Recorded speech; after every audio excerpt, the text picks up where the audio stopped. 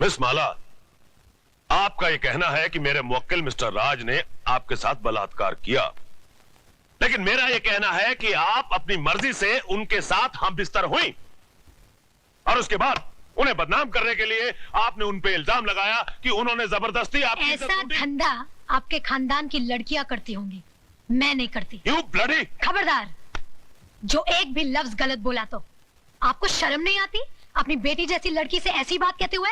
Miss माला, ये मंदिर नहीं जहां पर वचन किया जाए, ये अदालत है जिसमें एक मासूम की जिंदगी का फैसला होने वाला है। जिसने मेरी जिंदगी को गाली बना दिया वो आपको मासूम लग रहा है, इसलिए कि उसने आपकी जेब में हरे हरे नोट भर दिए? अगर नोटों के लिए ऐसे ही अपने जमीर को बेचते रहे तो एक दिन इसी कटहरे में मेरी जगह आपकी बेटी खड़ी होगी, जो ऐसे किसी रईस के बेटे की हवस की शिकार हुई होगी। उस दिन न तो ये नोट आपके काम आएंगे और न ही आपकी आवाज गले से बाहर निकलेगी। गुनहगार को सजा दिलवाने के बजाय आप उसकी तरफदारी कर रहे हैं। तुम जैसे वकीलों को तो जन्म देकर तुम्हारी माँ भी पछता रही होगी। Order order! आप क्या ऑर्डर ऑर्डर किए जा रहे हैं? क्या आप सबका जमीर मर गया है? ये वही हिंदुस्तान है जहाँ औरतों को पूजा जाता था, कभी सीता के रूप में तो कभी सावित्री के रूप में। और आज उसी देश में अगर औरत को एक बार नंगा किया गया तो इसकी इज्जत को ढाका नहीं गया, बल्कि बार बार नंगा किया गया, कभी प्रेस वालों ने तो कभी टीवी वालों ने, और अब ये वकील साफ कर रहे हैं और आप चश्मा साफ कर करके देख रहे हैं। अरे समाज के ठेकेदारों, क्या भूल गए तुम लोग? द्रौपदी को भी एक बार नंगा किया गया था, कौरवों का पूरा खानदान मिट गया था, आज उनके खानदान का एक भी वारिस नहीं बचा। वकील साहब, यही पूछना चाहते थे ना कि बलात्कार के वक्त वो मेरे ऊपर था या नीचे, उसके हाथ कहाँ थे, मेरे स्तन पर या मेरी जांघों पर? बंद कर दीजिए तमाशा, अपनी घर की बहू बेटियों को बेइज्जत करने का ये ड्रामा बंद कर दीजिए। कहीं ऐसा ना हो कि आज की औरत शर्म की दहलीज पार कर जाए। इस अदालत में कल जो मुकदमा आएगा वो ये नहीं होगा कि एक लड़के ने एक लड़की का बलात्कार किया, बल्कि ये होगा कि एक लड़की ने एक लड़के का बलात्कार किया। सिर झुकाए ये खड़ा होगा, ये मैं नहीं। Order order! The court is adjourned. ये लड़की है या किसी देवी का अवतार? अरे पिछले 30 साल में मैंने बड़े से बड़े धुरंधर वकीलों को अदालत की धूल चटवा दी, लेकिन इसने मुझ जैसे पहाड़ को अपने पैरों तले रौंद के रख दिया। मगर आप तो अपने आप को माइक टाइसन कहते थे। माइक टाइसन को भी कोई मर्द नहीं पछाड़ पाया था। अरे उसे भी पछाड़ा तो एक मामूली सी लड़की ने। मगर अब हम क्या करें ये तो बताइए। इससे पहले कि कल सुबह जज अपनी कुर्सी पर बैठे, माला को इस दुनिया से उठवा दीजिए।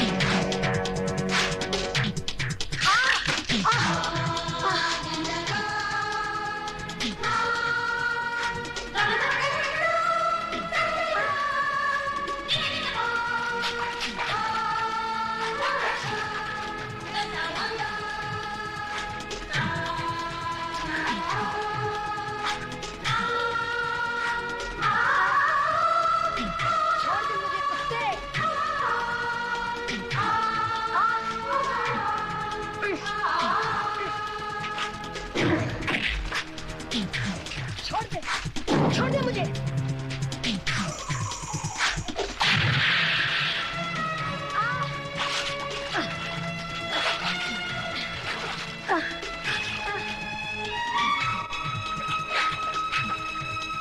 खोल दे साली का मुंह, इसके मुंह में तेजाब डालता हूं।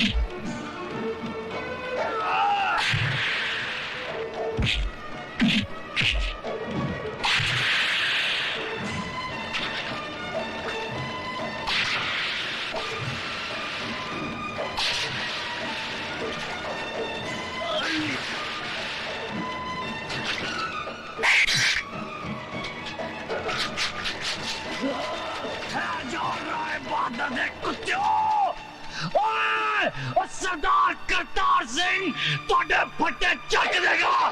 क्या डरा रहा है बहादुर पेड़ के टकेलू?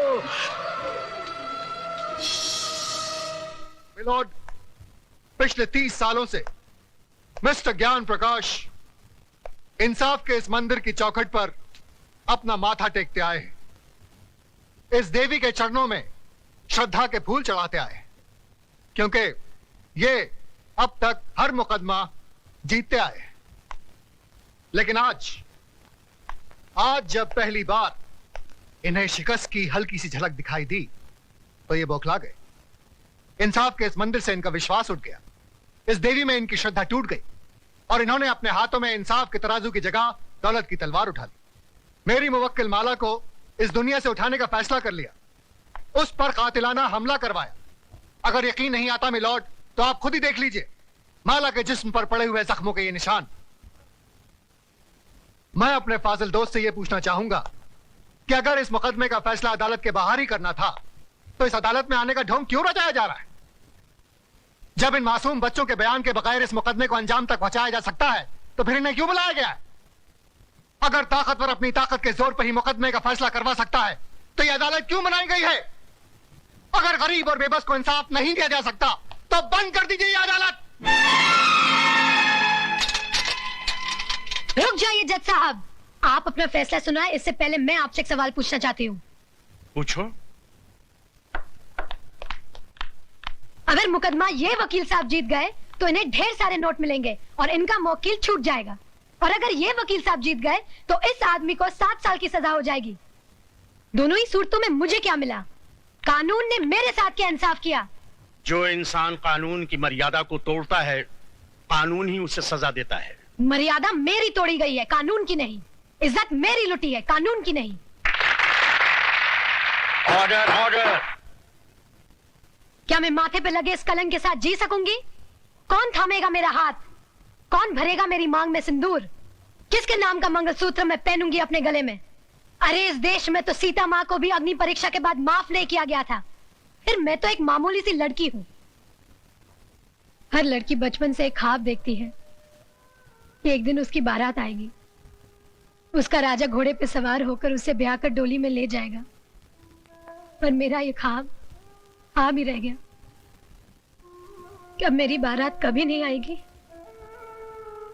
क्या मेरा राजा अब कभी नहीं आएगा? जज साहब, क्या मैं बिन ब्याही रह जाऊंगी? क्या मैं बिन ब्याही रह जाऊंगी?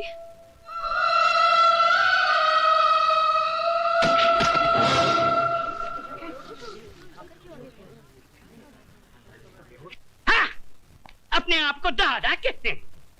सारा शहर कांपता है इनसे, मगर एक मामूली सी लौंडिया तो खत्म नहीं कर पाए। अरे लानत है तुम पे और तुम्हारे आदमियों पे। अब खड़ा खड़ा मुंह क्या देख रहा है? Get the hell out of here you stupid asshole.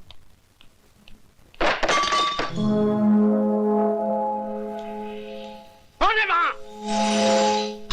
सामने आओ वरना गोली मार दूंगा। तुम किस किस को गोली मारेंगे साहब? एक गुनाह को छुपाने के लिए और कितने गुनाह करेंगे? पूरा शहर तुम्हारे नाम पर थूक रहा है, पूरे शहर को मिटाएंगे। साहब, इंसान ही बने रहना, भगवान बनने की कोशिश मत करना, वरना वो ऐसा मिटा देगा कि ना तुम जी सकोगे ना ही मर सकोगे।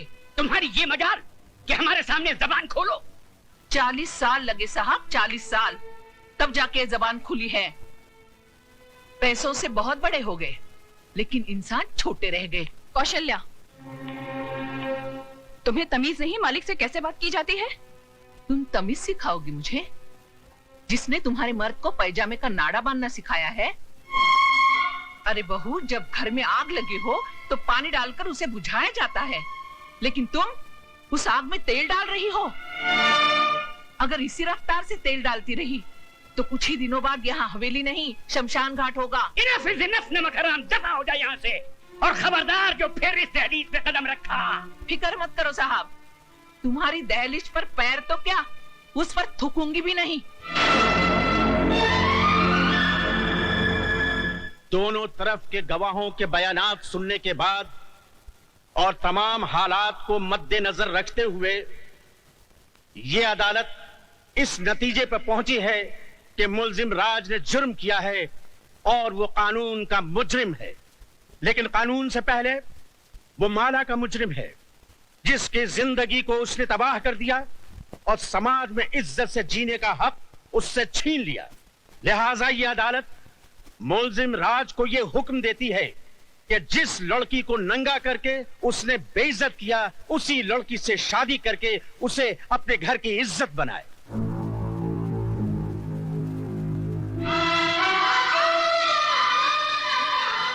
चौबीस घंटे के अंदर अंदर अदालत के इस फैसले की तामील की जाए।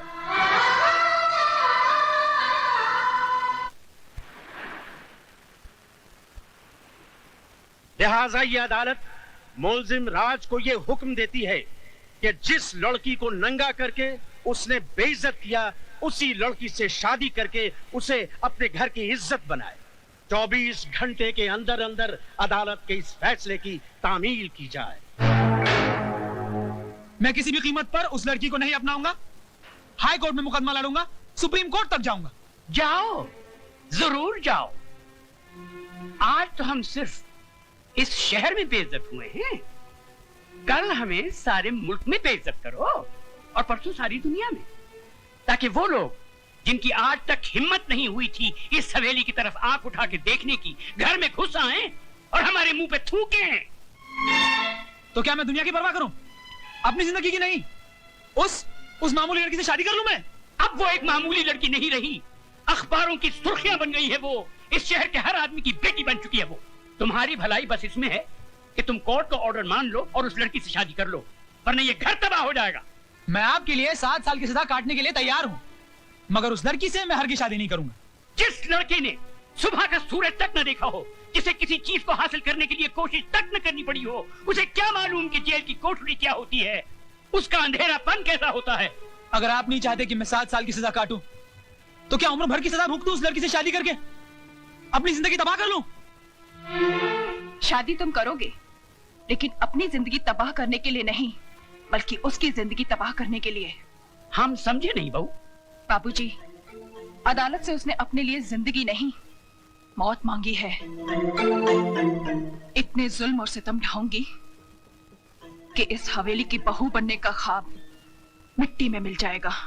सर्वमंगल मांगल्ये शिवे सर्वार्थ साधके शरण्ये त्र्यंबके गौरी नारायणी नमस्तुते। मंगलम भगवान विष्णु मंगलम गरुड़ध्वज मंगलम पुंड। हार पहना बेटी।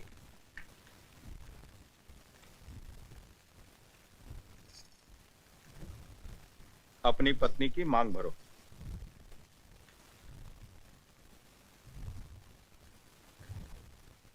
ऐसे नहीं बेटा, इस सिंदूर का अर्थ तो समझ लो।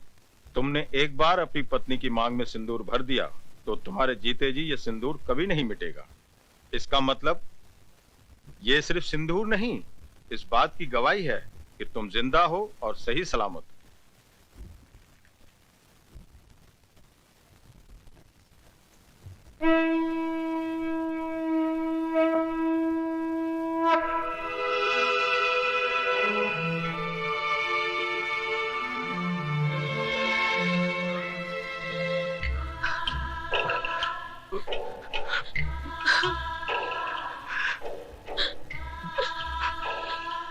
जा बेटी जा, मैं वाहिगुरु से झोली फैला के तेरी खुशियों की भीख मांग लूंगा।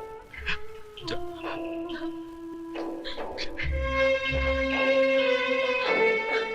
तुम्हारा अधिकार तो मैंने तुम्हें दिला दिया, लेकिन एक बात याद रखना, इस दुनिया में हक कभी मांगने से नहीं मिलता, छीनना पड़ता है।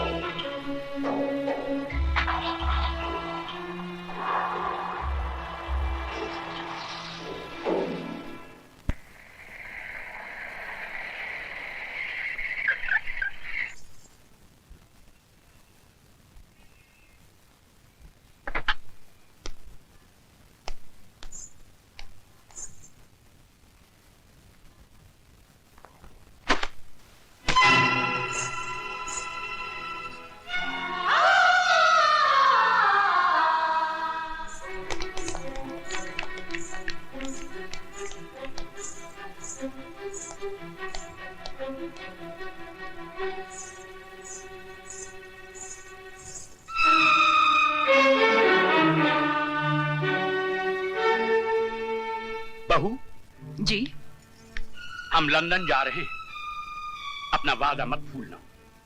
हमारे आने से पहले ये कूड़ेदान का कचरा